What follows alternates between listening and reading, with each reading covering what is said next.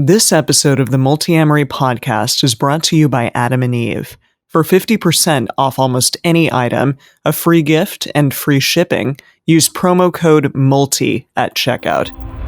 If you're happy with the same old ways of dating, if you enjoy sucking at communication, and you have no desire to improve your romantic life, then our podcast might not be for you. But if you want some out-of-the-box ideas to deepen your current relationships, broaden your sexual horizons, develop a better understanding of yourself, or learn more about non-monogamy, then you've come to the right place. I'm Jase. I'm Emily. And I'm Dedeker. And this is the Multiamory podcast.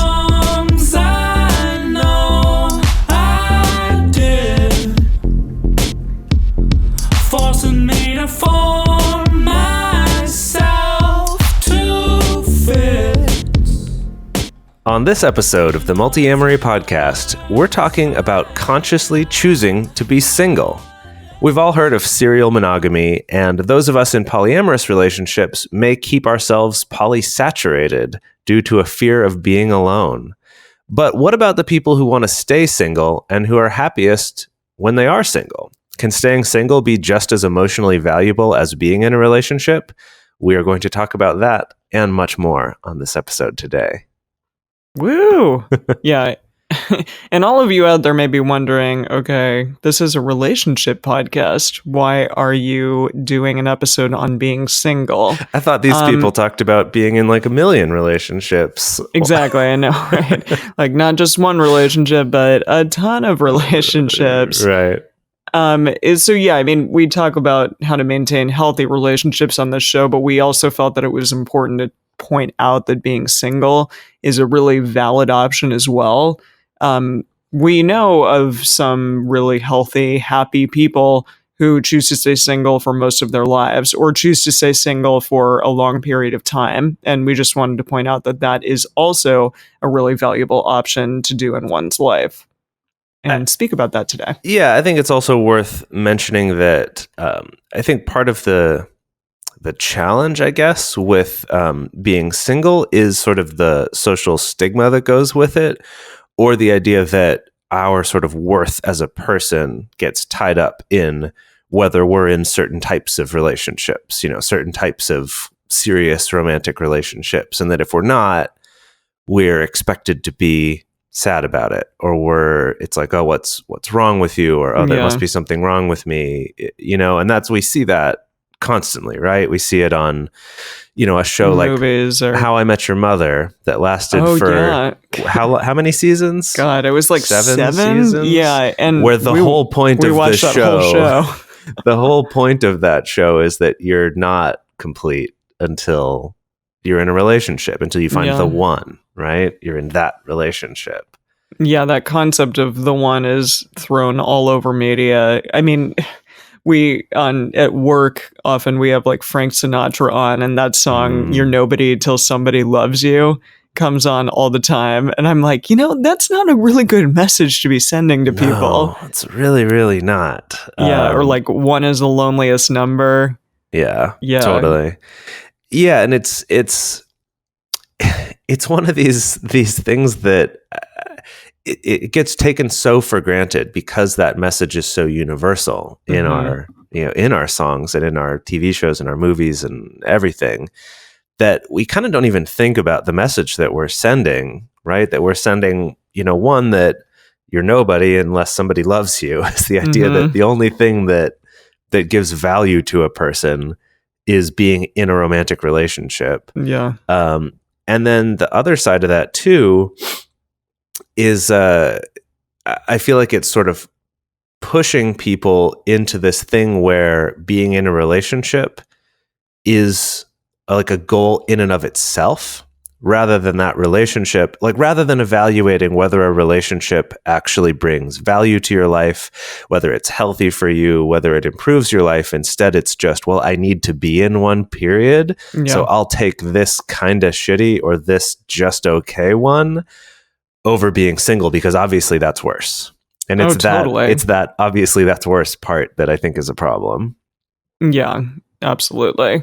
And you're shunned at a lot of different things, like social events, for example, people saying like, where's your plus one? Or what is your plus one? Who is it going to be? Or like, do you have a date to this thing? Right. And that's, yeah. Yeah. Sometimes, unfortunately, you're not going to have one, and that's okay. It should be okay. Yeah. I mean, if we can even be a little more technical here, with things like sharing your insurance with somebody. Mm-hmm. Oh, yeah. That... Taxes. You know, sometimes that can only be if you're married. In other places, it can only be if it's like a cohabiting romantic partner, right? And then some, it's a little more liberal, and it's like you know, maybe you still have to be living together, or there's sort of different rules there. But there is a lot of stuff kind of built in to favor traditional looking coupledom, even if some of the laws and rules are changing to make that not be so exclusive to just marriage. It's still kind of set up to favor that. Also, just to speak about some stits and stats for a moment, when you will look at statistics from the U.S. Census about being single, it's important to note that being single means you're over the age of 18 and you're not married. So obviously, I think a lot of people who would not consider themselves single would be single, meaning that they're not married. From the U.S. Census, even if they might be living with a partner. So that's just something worth noting, that a lot of these statistics haven't quite caught up to the way modern relationships actually work. You know, because I live with a partner, but I still am considered single. I still check that box on everything. On your census or on your legal documents, you're still counted as single. Yeah. Or, you know, there's people who might have a partner but choose not to live with them. You know, for example, I've had a very long-term relationship with Dedeker now, but she and I, of the over 4 years that we've been together, have lived together for maybe like 8 or 9 months out of that 4 years, right? Yeah. So definitely a vast minority of that time. And then, of course, there are people who choose to be single, to not have that type of you know, cohabiting long-term romantic relationship. And we're going to get a little more into that later. So for those of you going, what do you mean romance? What do you mean, you know, what does that mean exactly? What is romance? We're going to talk about that a little more later, and about how looking at things as a relationship anarchist, for those who like to think that way, like I do, that really changes this whole thing, this whole question of like, what does single even mean, right? But either way, if people choose to be single, at least in the traditional sense of it, what about those people as well? Yeah. And that kind of brings me to the reason why I wanted to do this podcast. My mother has been single for probably the last 20 years of her life, at least. And I know she had me very much out of wedlock, and just decided to have a kid, and has never been married, or really, she's been in relationships, but she was in a long string of bad relationships when I was young, and then finally decided, well, through talking to me, like, hey, I don't need to try to find a father for you. Let's just stop this. And then has been single happily ever since. And I thought, you know, at times my biases come in, and I think, geez, is she really happy? Like, how can you be happy without another person? But it really seems, and from everything that I've spoken to her about, she's like, I live a very full life. I live a very happy life, and I don't need another person validating me to make my life mean something. And that, I think, is really amazing and cool, and made me want to speak about this, because I certainly have been with people for a very long time and feel very comfortable in romantic relationships. And to be single for 20 years, I'm like, eek, that sounds like how, you know, I would want to scratch an itch at least after that amount of time. But yeah, and I think the other thing that's worth pointing out here is that when we say being single, it doesn't mean never going on dates. It doesn't mean never having any sexual partners or anything. In fact, you know, quite the opposite. You know, maybe for you it is that. Maybe you just don't have interest in dating or having sex, and that's an awesome, valid way to do things too.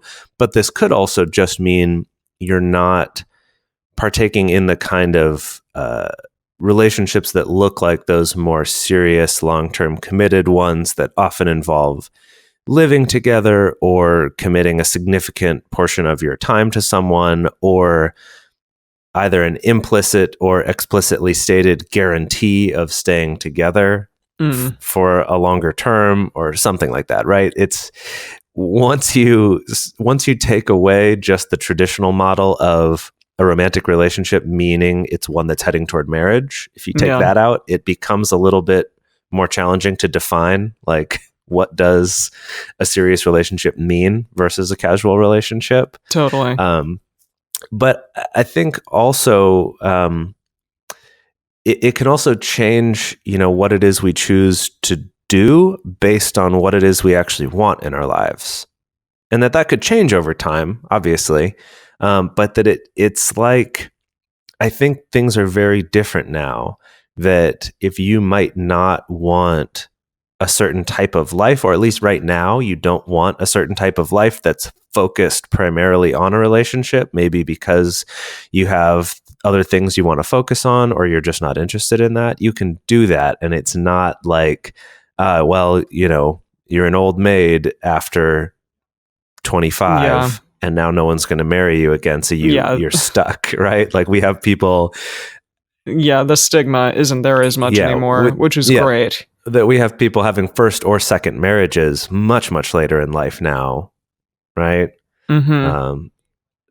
To me, like, thank goodness. Oh, yeah. I think that's, for a variety of reasons, that can be a lot better. And we'll talk about that in a little bit. But there were various articles that we looked up regarding all of these topics today. And one of them is from Mike.com and also Psychology Today, which says that people who are single get more time to focus on their career and also have a potential wage boost, because if they marry late, then you can get hopefully a potential wage boost in working on and worrying about your career earlier in life. Right. And these next three statistics are just on more married couples. Right. I mean, the next one is just that even if you're not married, so again, single in the terms of the census, you can still have children. This stat says that about 41% of all births in the U.S. now take place outside of marriage. I was really surprised. I was really surprised how high that number is, though. Me too. That's amazingly high. Especially since I think we still have sort of a social stigma against it, having children before you're married. I still feel like there's a certain social stigma, but look how common it is. Yeah. So many people are like, oh, well, are they married? They're having a kid? Are they married? But you don't have to be. There's no reason to be. You can get a sperm donor and go to town. And okay, so apparently waiting on marriage makes you less likely to get divorced, which makes perfect sense to me, because back in the day, a lot of people would get married before even living together. They would live together for the very first time when they were married, which sounds to me like kind of a recipe for disaster. Those of you who did that, good luck. I hope it went great. But yeah, to me, I would definitely want to wait and spend more time learning about a person before I committed to them in that way. Yeah, this one, as we were just reading it now, I realize I kind of want to go back and see what their source was for it, because I'm curious if they mean waiting till later in your life, just till you're a little older, or if they mean waiting longer in a relationship before getting married. I'm assuming both probably lead to less divorce. I would think so too, because when I think about myself, when I got engaged at 23 and think of myself now at 35, just being like, God, I had no idea kind of what I valued yet, or what I really thought about life yet, or what my priorities were, even at 23, which when you're 23, you think is very old. And very mature. So you think you know everything. Yeah, totally. I did. I thought I had it all figured out. And I remember you saying that often, and how big of a deal it was that when you realized, wait a minute, I don't have it all figured out. I don't have anything figured out. Yeah, not a single thing. Yeah. No, exactly. Yeah, I think also I have heard that that statistic about 50% of marriages ending in divorce.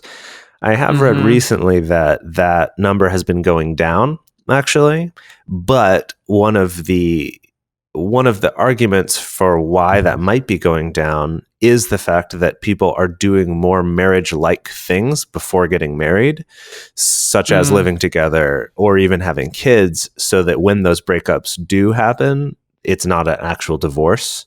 It's just a breakup. Yeah, I see. Which, for good or bad, like whether you think breakups are inherently bad or not, I personally don't. But it is interesting to see that at least people are avoiding some of the legal complications and maybe some of the social stigma that comes with getting divorced. Although how much stigma can there be on something that 50% of marriages do? But whatever. Right. I know, but it's still, I think a lot of people think of divorce as a failure. Yeah. Oh, absolutely. Yeah. I mean, people also think of breakups as a failure. So there's that. Totally. You didn't try hard enough or you didn't work hard enough, which is ridiculous. Or just sometimes it's for you the best. chose poorly, and that somehow you chose reflects on you. We also saw here that people who are single are less likely or are more likely to have less debt than people who are married.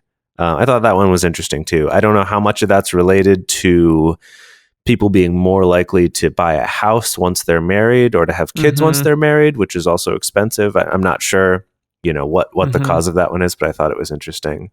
But there's also some things that aren't specific about marriage, but just about, being in serious committed relationships or not. Yeah, which, for example, if you are single, you can enjoy the benefits of exploring more casual partners. And then you can kind of just pick the type of relationship that you want, which is great. And just figuring yourself out, right? Yeah.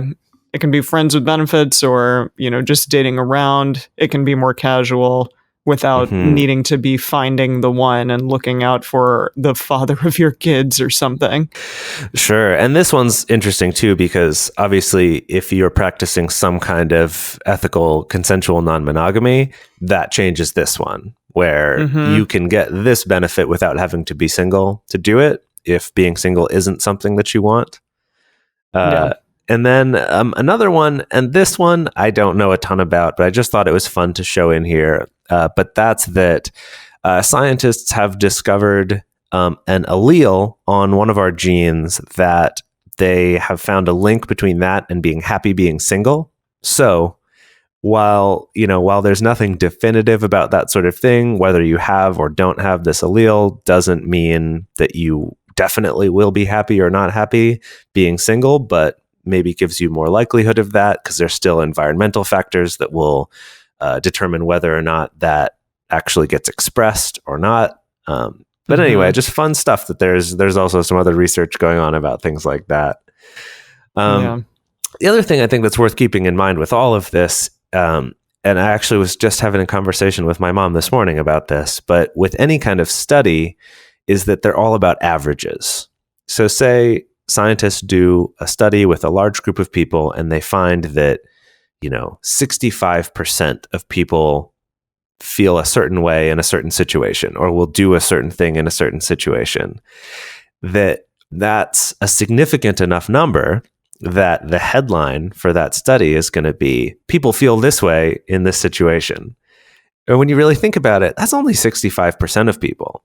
Yeah. Right? That leaves a good 35% of people who don't feel that way.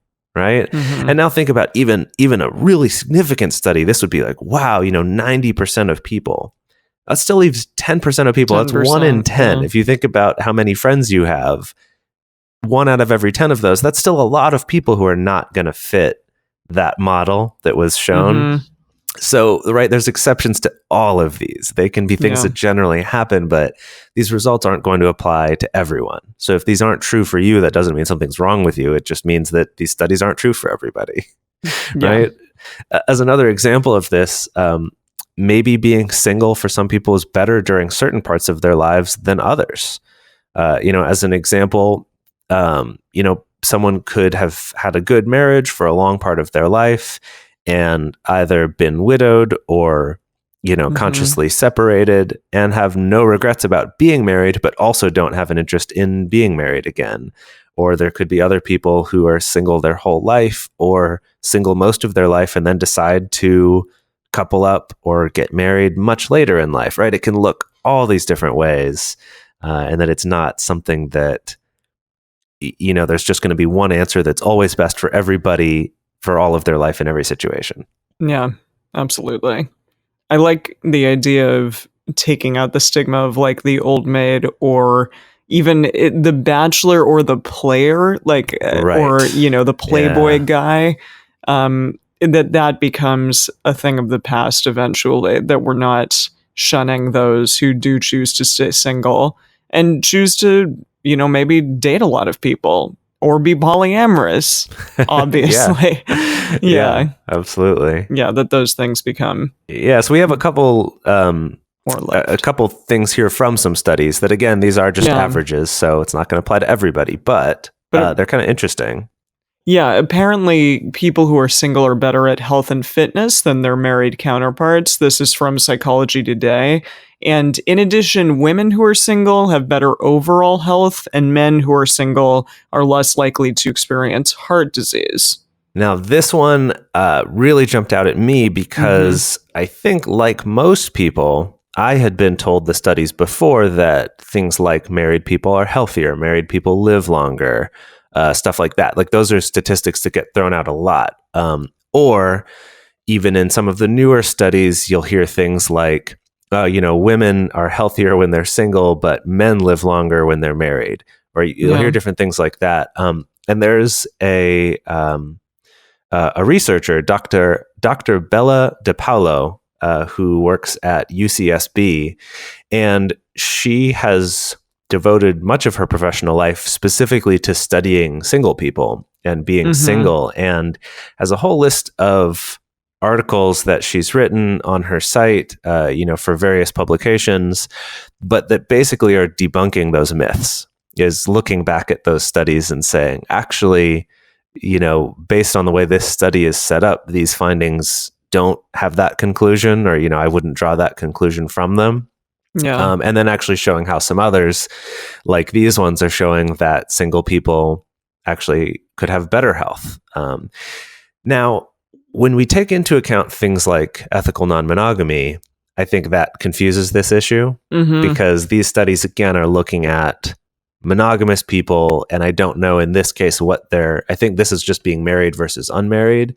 So there's also a ton of other factors that could go into this, but I did think it was worth pointing out that I think one of those really common arguments used for marriage and for traditional relationships, that even people who are sort of hyper-logical and not just being romantic about it will pull out these things of like, oh, well, you live longer, or it's better for your health, or you're happier. And it's like, well, no, actually, there's a lot of studies showing that that's not true. Yeah. That it's either the same or, just, a tiny bit different, maybe even better for single people. Totally.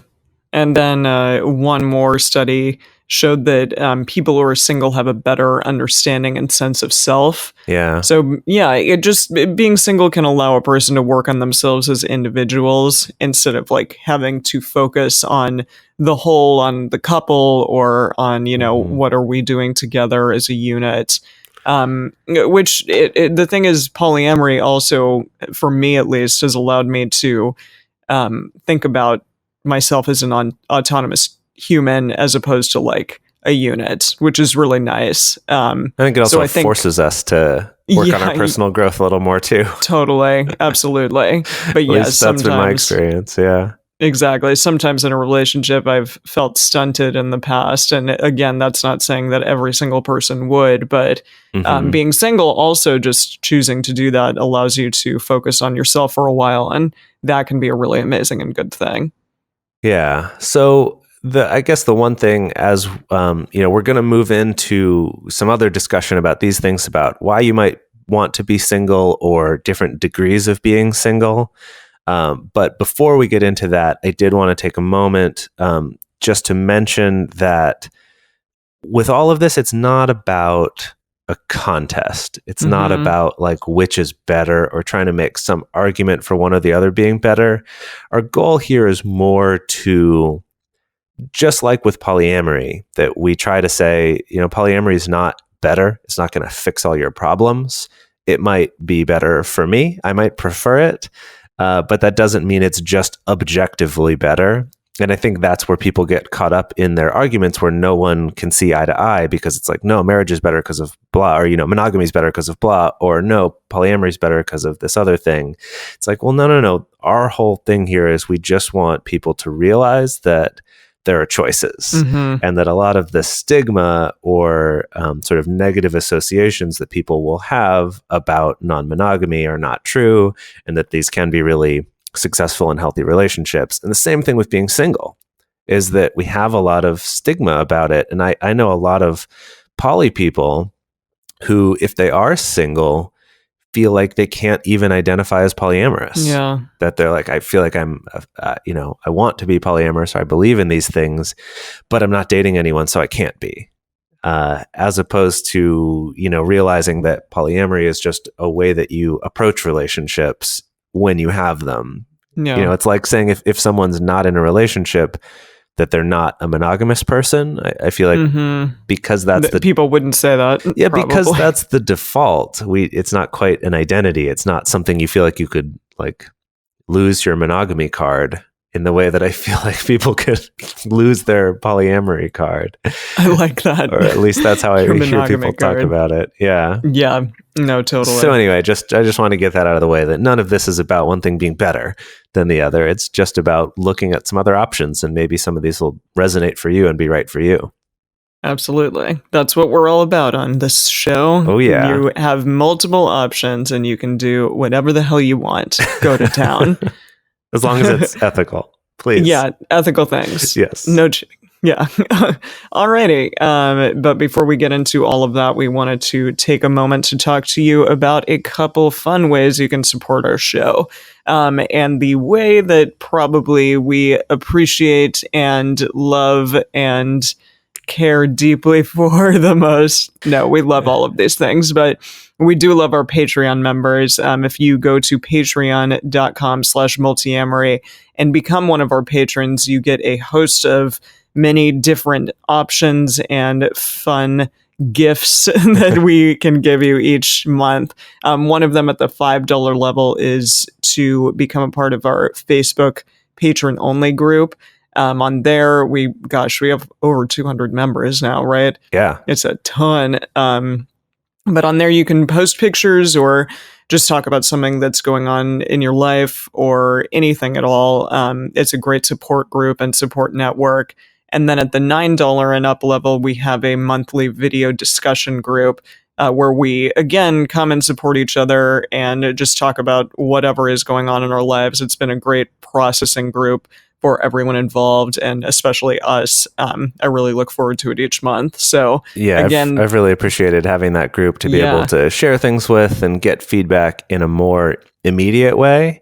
Yeah. And then the Facebook group is awesome for, kind of that longer term, like, hey, this is going on in my life, and finding that there actually are probably other people who've had the same experience as you. And it can really help to not feel so alone.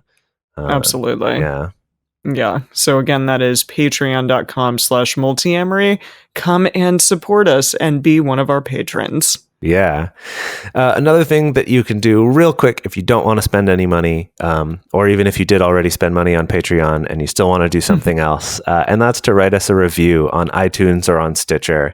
It'll just take you a couple minutes, hop over to your phone or to your computer, go to Patreon or Stitcher to our show, and write a review. Doesn't have to be anything long, but just let other people know what it is you like about the show, why it might be worth them checking it out. And that will help other people to discover it.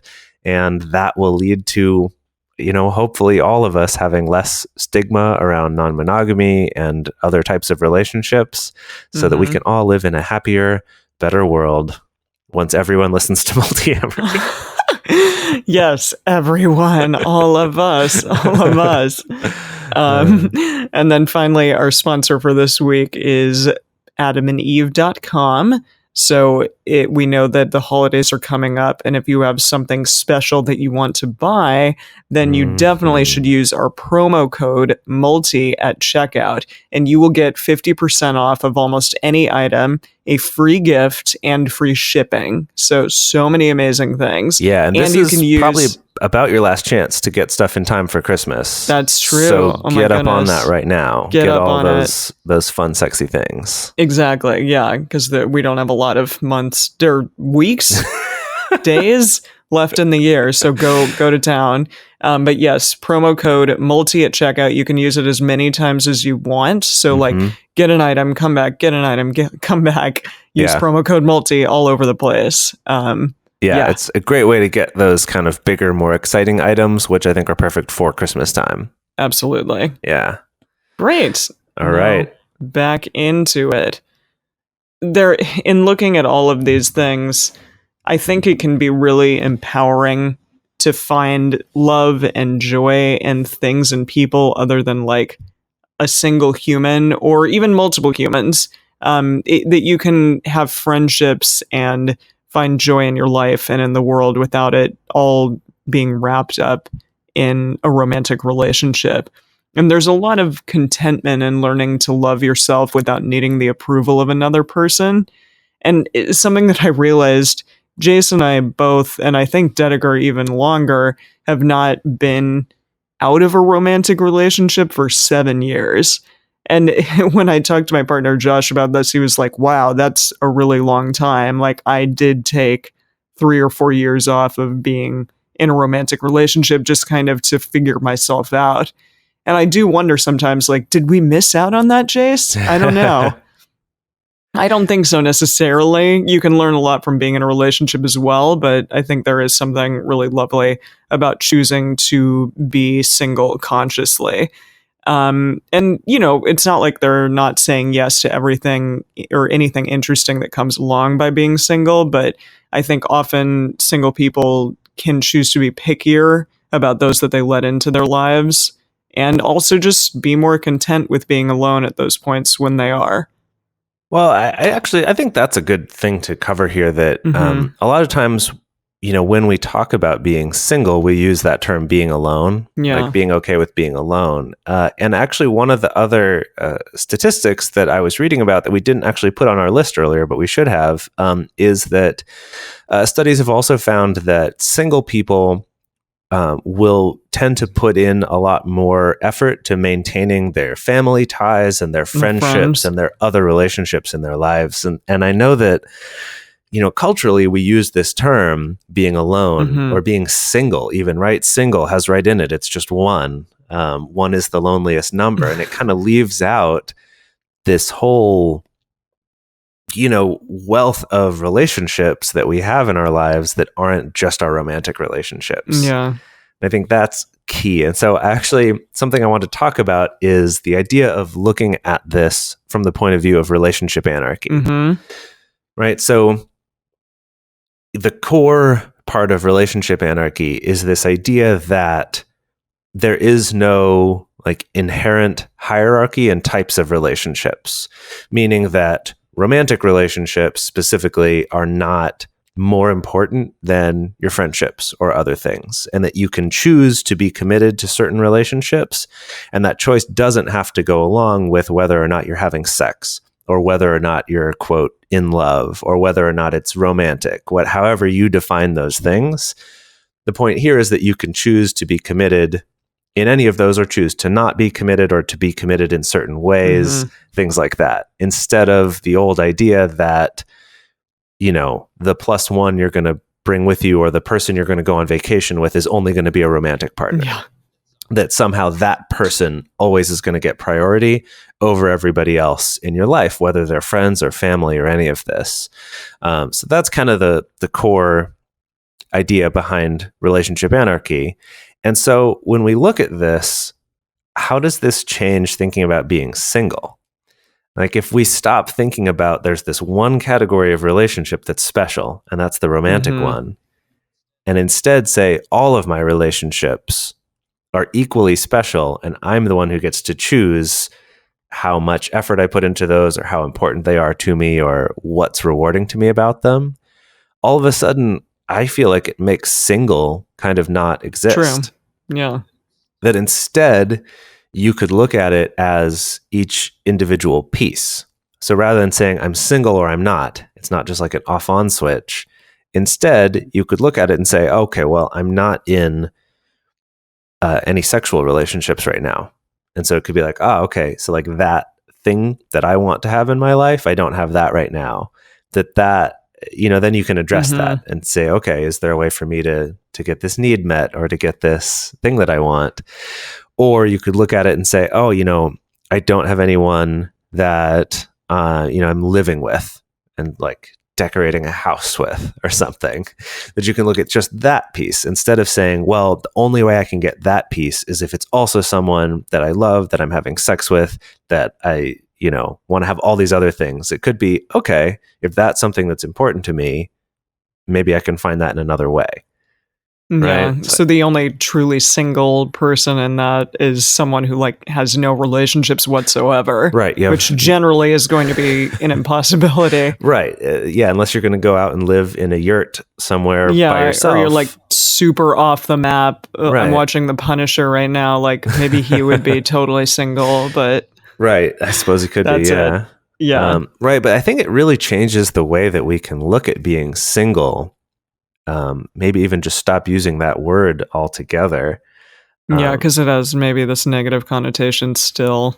Well, and I think that it in itself just inherently devalues all our other relationships that don't qualify for whatever would be a boyfriend, girlfriend, significant other, partner, whatever, right?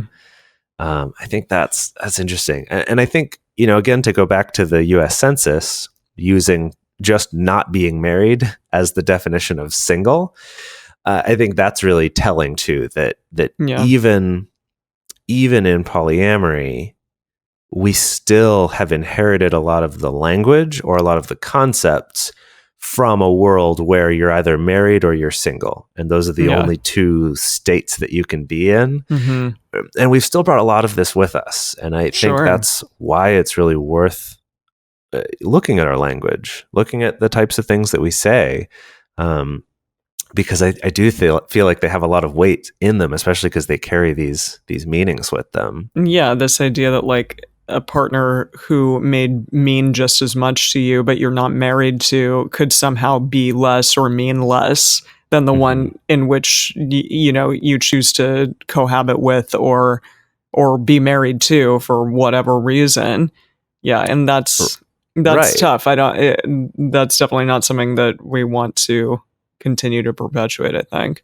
Yeah, I mean, also to use kind of a more extreme relationship anarchy example would be, say you have, a really good platonic relationship that you want to live together and you commit to each other and say, we want to live with each other forever because this is just so good, whether or not we have romantic relationships, rather than the default of saying, as soon as I'm in a romantic relationship, peace out, roommate. Sorry, you're less important than this person I just met a year ago, even though I've known you for all of my life, or whatever it is. That there's a big world of difference between those things, and we're taught to not think of it that way. Absolutely. But in relationship anarchy, maybe you could co-parent with a friend of yours. And that relationship, you are going to prioritize that one's always going to come first because this is my co-parent. This is what I'm doing with that. And then all of my romantic relationships or sexual relationships or whatever those might look like are, inherently going to be less prioritized than this one because I've made a commitment to that, because I've made that decision and not just because it is by default. Yeah. Right. So in that case, I think being single would feel very different. Because it's, maybe I don't have any romantic partners right now, but I'm very committed to this relationship with my friend where we're living together and raising a kid. I don't feel like that person would experience that as being single. Yeah, that's a good point. Not in the same way that someone who felt like they could only get those things through a romantic relationship. Yeah, that's a really good idea to think about. So should we move on to some reasons why one may choose to be single, or more single than you would be otherwise, or just maybe not in a romantic or sexual relationship? Well, yeah, actually, like let's clarify something before that, and I think this will also make this episode more useful to more people. And that's just the idea of levels of singleness, varying degrees of singleness. Again, like the whole term is confusing because in monogamy, there's just like you are married or you're single, or you're in a committed relationship or you're single. Like those are the only two choices. Whereas, in polyamory, you might go from 3 relationships to only having 1. Or maybe that one relationship you have now is long distance. That your life might not look so clearly like this is my single life and this is my, living with a partner I'm going to marry type of life, that there's a whole range in between there. So you could feel like for me, for example, I had a number of relationships that, ended one way or another, or, kind of ended up being more casual. And so for quite a while lately, my only, romantic sexual relationship was with Dedeker. And that, as a poly person, can kind of carry with it some of those connotations of being single, of like, oh God, I'm not really being poly, or, oh, something must be missing from my life because I don't have these other serious relationships like I'm used to having. But I found that for me, that thought will come up. And then as I really get into thinking more about it, I realize, I'm actually pretty happy with this for right now. It doesn't mean it's going to be that way forever. And it doesn't mean I'm closed off to other relationships. I'm not fending them off. But I'm also realizing, I've been really happy lately getting to focus more of my time on Multiamory or on some of our other podcast projects. There have been other things, or learning Japanese, that I've spent a lot more of my effort and time and emotional energy on than pursuing and putting that work into forming new romantic relationships. So anyway, so now let's get into this idea of why you might choose to stay single, or in polyamory stay more single than you would be otherwise. Yeah. So, after a painful breakup, it can definitely offer you a chance to decompress, to kind of get back into the swing of life without another human. Or even, like we said before, if you just break up with a partner but still have other partners, it still can offer you a chance to kind of get out of the mind space of any potential negativity or anything that happened during that relationship, and sort of get back into the swing of your own life.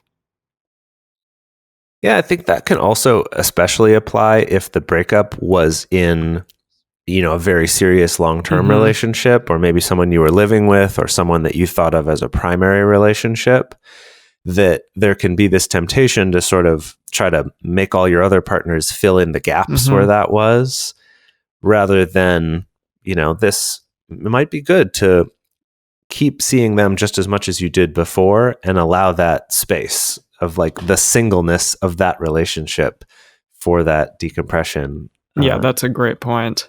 And I think that going along with that, being single also allows you time to focus on your personal growth, whether that is, your spiritual growth or your intellectual growth, like going back to school or something like that, or if this is your professional growth of saying, you know what, right now, this is what interests me more than pursuing romantic relationships, is working on my career or developing, the next Facebook or whatever it is. Whoa. The next Mark Zuckerberg. Yeah. Yeah. Well, and in the same way, it allows you to focus on your dreams, your passions, that hobby that you always wanted to get off the ground but couldn't ever find time to do. Now, if you have some more time in your life, you could definitely devote it to, bettering yourself in a way. Yeah. I think it also gives you more time to evaluate the types of people that you want in your life. I think especially if you use this time to really focus on appreciating your friendships for what they are and really developing those friendships, that's a really powerful thing to to kind of see, what are these qualities and what are the things that make my friendship relationships or like my good family relationships really, really good.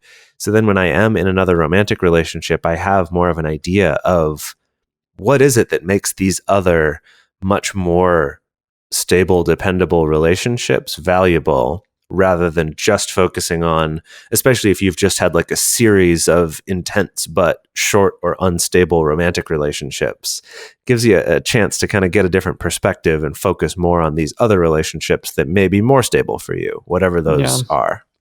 Yeah. And I know, again, like I've said before, a lot of relationships that I've had, I've felt put into a box, not necessarily by them, but just by my own ideas of what I think they want me to be. So if you're single, you can break free of that box, and you're not, you're not just kind of limiting yourself in a way that you may have been when you were in that relationship, or diminishing the things that didn't really fit into that relationship. Instead, you can go back to being all of who you are.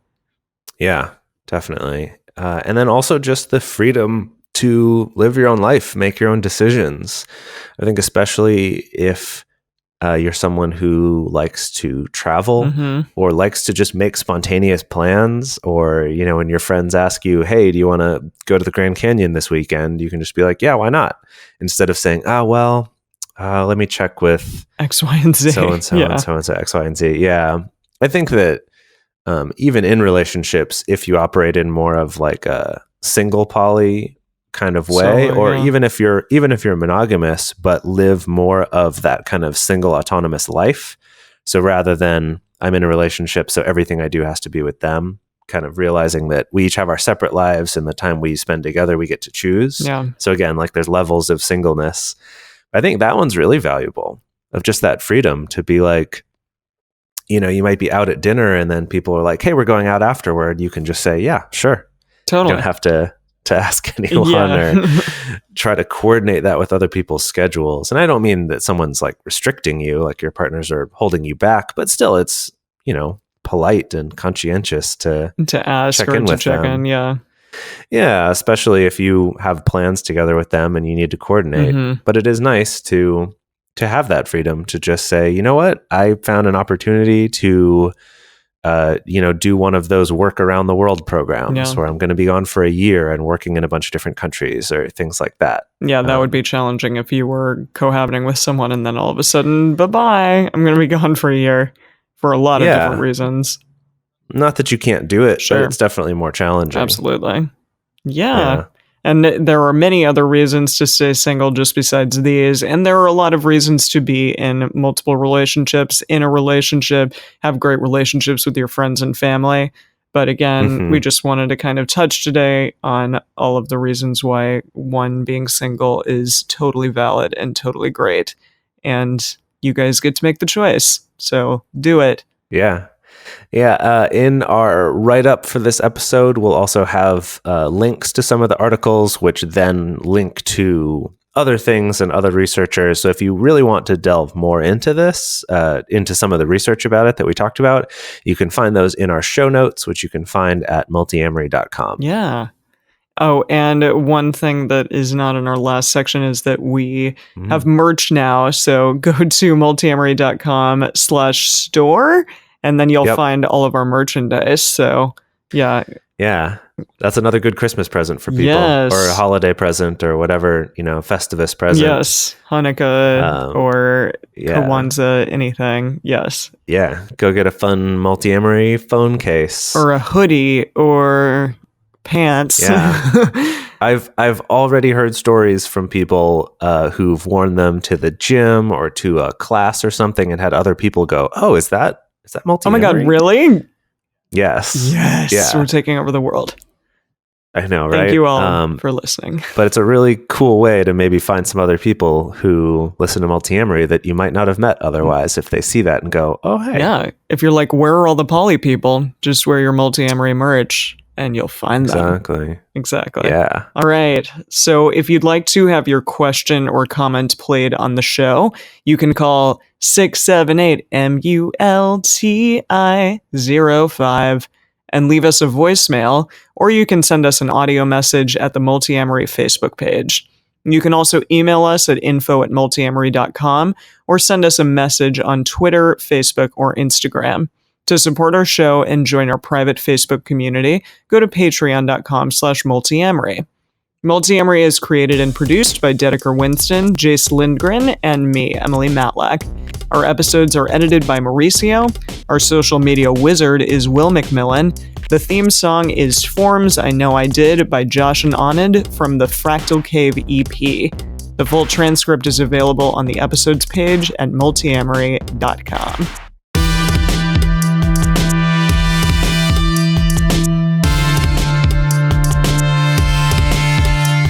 Hey, this is Dan Savage from the Savage Lovecast and Savage Love. You're listening to a Swing Set podcast at Swing Set FM.